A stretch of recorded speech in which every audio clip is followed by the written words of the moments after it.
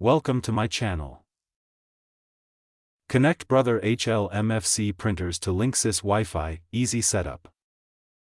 Step 1. Power on the printer. Turn on your Brother HL or MFC printer and make sure it is ready without any error message.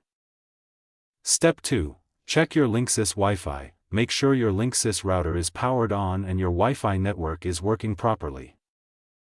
Step 3. Open network settings. On the Brother printer, go to menu network WLAN/Wi-Fi to access the wireless options. Step 4. Choose Setup Wizard. Select Setup Wizard and allow the printer to search for nearby wireless networks. Step 5. Select your Wi-Fi name. Find your Linksys Wi-Fi network in the list and select the correct network name.